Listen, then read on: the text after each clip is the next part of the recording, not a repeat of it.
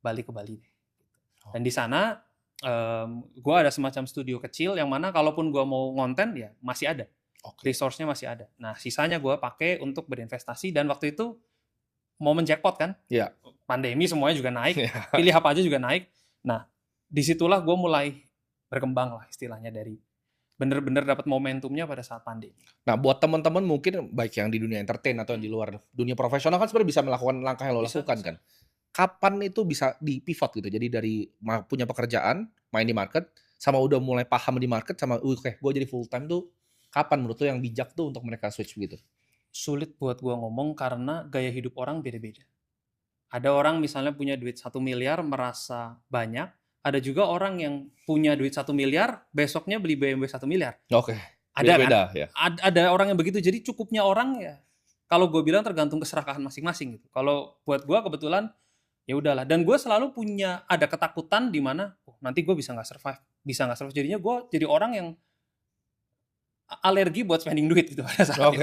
Karena saking ketakutannya, dan gue melihat bahwa pada saat itu di YouTube juga orang nggak bisa sustain. Dan dulu gue melihat orang melihat dunia keartisan itu kan sesuatu yang kayak wah terkenal dan segala macam. Gue melihatnya justru gue dapat momentum, ya gue bisa maximize seberapa banyak gitu loh. Yeah. Jadi gue melihat itu sebagai sebuah pekerjaan. Yeah. Gue mungkin salah satu atau mungkin the only YouTuber yang jualan ke kantor-kantor pitching untuk bisa jualan brand gitu. Jadi gue datang dengan data statistik gue di YouTube, followers gue sekian, gue bisa dapetin traffic sekian, dan gue datang ke kantor e-commerce dan lain-lain, gue pitching dan menawarkan mungkin bisa sponsorship apa, gue jualan seperti itu. Ya.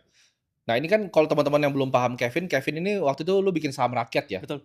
Bikin saham rakyat itu kan sama Samuel Sekuritas juga. Betul, ya? partnering ya. Jadi basically pelaku pasarnya tuh udah yang emang pedagang gitu kan. Gue juga ada dengan vlog kan, gue berdagang kripto, kalau lu dagangnya di saham gitu.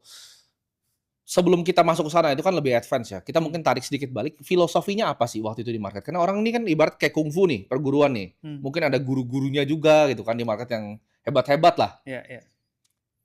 Ini apa sih yang lu pelajarin kungfunya? Kan berarti kan ibaratnya dari Samuel ada Bu Miming juga, segala macam, ada dewa-dewanya lah nih di pasar saham nih. Betul. Akhirnya gimana cara lu ketemu kungfu lu dan stylenya tuh apa itu? Banyak dengar kanan kiri, stylenya adalah tidak ada satu jurus pun yang bisa dipakai berulang-ulang. Karena market is very dynamic dan banyak banget kondisi-kondisi dan banyak banget variabel-variabel. Kalau lu menjadi orang yang terlalu kekeh terhadap satu jurus, kalau dalam kungfu, biasanya sulit untuk kita bertahan. Makanya di kungfu sendiri ada jurusnya banyak kan? Karena fungsinya adalah ya kondisinya kayak apa, lu mau pakai jurus bangau, pakai jurus keramabuk atau apa gitu. Semua ada kondisinya. Nah, dengan ketemu orang-orang para pakar-pakar ini, I'm sure lu juga ketemu banyak sekali pakar, akhirnya lu mengenal jurus-jurusnya kan. Kalau kayak gini pakai ini, kalau gini pakai ini. Mungkin itu sih filosofinya. Jadi always learn new things, sama ya jangan jadi orang yang bebal lah intinya.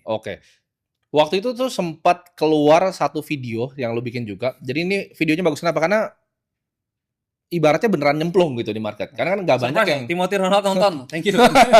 Nggak banyak beneran nyemplung, dan menurut gue pembahasannya menarik. Gue memang nggak sampai selesai ya.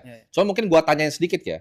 Itu video yang lumayan menurut gue bagus. Jadi lu udah bikin, jadi gue nggak usah bikin gitu. Tentang miskonsepsi retail terhadap bandar. Gue nonton mungkin 5 menit ya di awal-awal.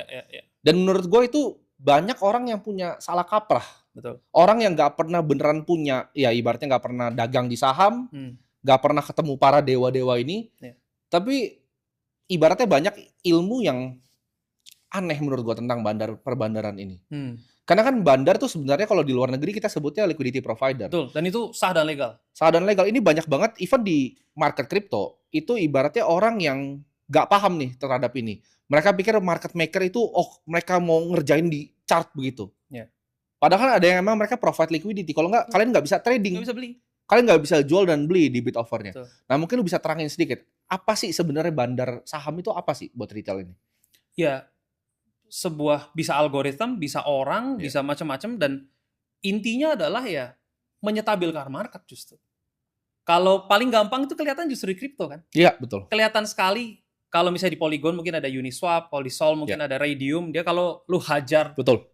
$1 juta nanti dia tekan lagi ke bawah gitu. Itu paling kelihatan di market crypto sebetulnya. Jadi di mana kalau tidak ada itu market menjadi sangat manipulatif justru. Betul. Justru dengan adanya liquidity provider ini akhirnya bisa chart ini bentuknya lebih sehat gitu. Nggak banyak tusuk satenya, istilahnya begitu. Cuman kebanyakan karena bahasa terminologinya udah jelek. Bandar gitu. Orang kalau dengar bandar apapun, bandar segala macam kata bandar itu seolah-olah jelek. Dan kebetulan terminologi itu nempel di dunia saham gitu. Makanya harusnya jangan bandar gitu, bilangnya liquidity provider atau market mover. Nah, kalau bicara ada bandar narik harga saham gitu. Gua balik lagi. Kalau lu ternyata punya uang 10 triliun gitu. Bisa gua tarik. Mau beli gitu kan kayak 1 triliun pencet gitu. Harganya naik. Dan apakah salah? Apakah orang ini bandar gitu? Ya tajir aja. Nah, apakah bisa? Karena ada aliran yang bahwa oke ini bandar akan bergerak begini gitu kan. Kita ikutin aja bandarnya. Market ini kan sesuatu yang sangat ya kayak air mungkin ya, dinamis sekali, nggak bisa dikontrol. Apakah tadi Kevin bilang benar, misalnya ini ada orang nih videografer gue punya 1 T nih, dia mau beli gitu kan. Apakah itu diklasifikasikan kah sebagai bandar? Jadi gimana caranya ngelihat ini dengan lebih sehat bahwa market itu nggak bisa kayak begini tuh pasti begini, karena gue ada sempat lihat kemarin juga kan ada muncul di TikTok gue ada kelas. Kelasnya ini salah satu yang bikin dulu mantan karyawan gue di Ternak Uang. Terus gue lihat ini ada ini kalau BK tuh bandar gitu kan. Misalnya pakai sekuritas JP Morgan tuh sama dengan bandar. Lah gue juga ada Prime, gue juga ada JP gitu loh. Lu bisa beli di JP dan lu bisa menjadi BK. Exactly, maksudnya itu kenapa bisa jadi miskonsepsi jadi sampai kayak begitu. Kalau misalnya JP Morgan tuh jadi bandar, Credit Suisse jadi bandar, itu dari mana gitu ajarannya? Gue tidak menyalahkan orang yang metodenya lain-lain. Again, kungfunya apa terserah. Kalau jalan, monggo silahkan. Bahkan kalau gue lu bisa hitung kancing baju terus cuan, that's a valid method, terserah gitu loh. Maksudnya gue alirannya seperti itu gitu. Tapi manusia selalu mencari validasi. Bangun tidur, kakinya melangkah apa dulu, berarti cuan. Ternyata lagi nyetir lampunya hijau semua, berarti ini hari baik. Hari cuan. Dan itu sah-sah aja kan. Kalau itu boost your confidence, then do it gitu. Nggak ada masalah. Dan memang market Indonesia ini unik kalau kita bicara di saham. Siapa yang beli itu ada broker summary-nya. Bisa kelihatan. Sedangkan di US kan nggak bisa. Ya, siapa yang beli nggak tahu gitu. Kalau di sini kan bisa kelihatan sekuritas apa yang membeli. Di sana bisa tapi harus nyolok kan di sana. Ya, probably. I don't know. I'm not expert di US market. Tapi kalau di Indonesia itu kan kelihatan ada broker summary-nya. Dan itu membuat market Indonesia itu unik. Nah, kalau kita bicara saham, ada memang orang-orang yang suka dengan aliran bandarmologi. Mereka ngafalin dan melihat dari pola yang di situ. Kayaknya kalau habis BK beli, habis itu kok naik. Ada sekuritas apa yang beli, ini berarti sekuritas retail. Besoknya pasti rontok. Karena kan ada pola-pola seperti itu. Apakah bisa valid?